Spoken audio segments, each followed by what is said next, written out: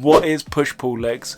Push-pull legs is a training split which is primarily split up between your pushing movements, your pulling movements, and your leg exercises. Your pushing movements being your chest, shoulders and triceps, your pulling movements being your back and your biceps, and your legs being your quads, glutes, hamstrings and calves. So the push-pull leg splits allows you to target specific muscle groups during each workout. So by splitting up your routine, you avoid overworking any one area, leading to a more effective sessions and reducing the risk of overtraining. So this balanced approach makes sure all your muscle groups receive the acquired attention and recovery. So one key benefit of push-pull legs is the natural rest and recovery it provides. Since you train different muscle groups on different days, it gives each muscle group time to recover while you're working others. For example, after a leg day, your upper body gets a break, allowing your muscles to heal and grow stronger. So push-pull legs is highly adaptable to your own personal schedule. Whether you could commit to a 3-day week or you're ready for the 6th day, the push-pull leg split could accommodate that. For example, if you train 3 days a week, you do 1 push, 1 pull, 1 leg day. But if you could train more frequently, you could repeat the cycle twice,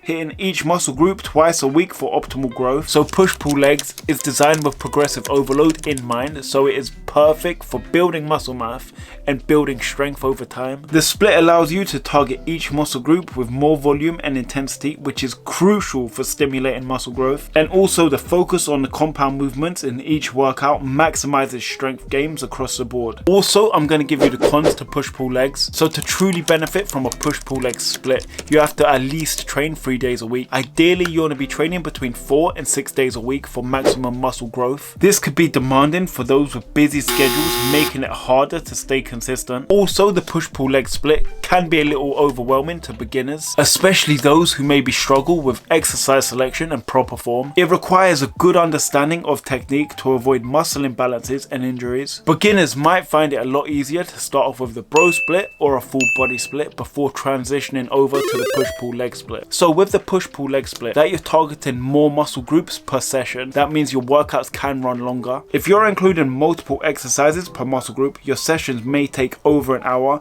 which could be challenging for people with limited time. And the final con to the push-pull leg split is that it could become monotonous, especially if you're doing it for weeks and months with the same exercises. This repetition may lead to boredom, decreased motivation, or even plateaus if the routine isn't varied regularly. And here's an example of how to structure a push-pull legs routine. So on your push day, you could do incline dumbbell press, shoulder press, chest press, lateral raises, pec flies, rear delt fly, tricep push down, and V-bar push downs.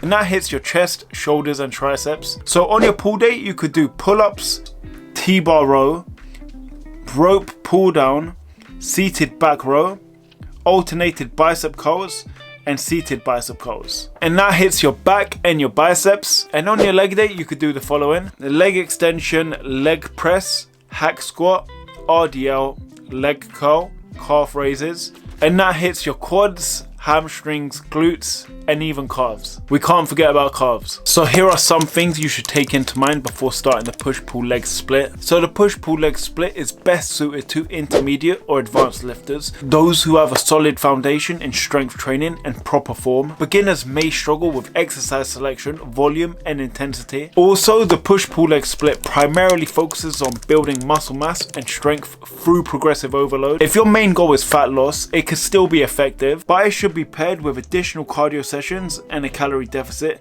and this will help maximize fat burning results. Without these additions, a push-pull leg split might not be effective for fat loss. The push-pull leg split requires a commitment of at least 3 days a week, with 4 to 6 days if you want to see maximum results. Make sure you consistently allocate days to hit all muscle groups each week. If your schedule is unpredictable and you can't commit to frequent training, another workout split may be appropriate. So here are a few alternatives and modifications to your push-pull leg split. An alternative could be the Arnold split, which is an antagonistic split where you're working opposite muscles to each other on the same day. Good old bro split where you're targeting one specific muscle group per session. A full body workout split where you hit your whole body per session, but due to this you only do this a couple times a week. Or an upper lower split where your body is split into two sections, your upper body and your lower body. And for your modifications for your own push-pull leg split, if you want to maximize muscle growth, go between the 8 and 12 rep range, which is hypertrophy training. If you want to improve your muscle endurance, work anywhere between 12 to 16 reps. And finally, if you want to see your strength increase, work anywhere between your 1 to 6 rep max. So here are some common mistakes people make while doing the push-pull leg split. Overtraining is definitely one. Some people do find it hard to take a rest day, but however, those rest days are there for a reason and they help you prevent overtraining. Overtraining can lead to burnout, injuries and stalled progress. It's essential to schedule rest days or active recovery to allow your muscles to repair and grow. And the other mistake is skipping legs. So the push-pull leg split is split into 2 upper bodies and a leg day. A lot of people love going to the gym when it's push or pull day, and however, on the other hand, when it's leg day, people either do not train them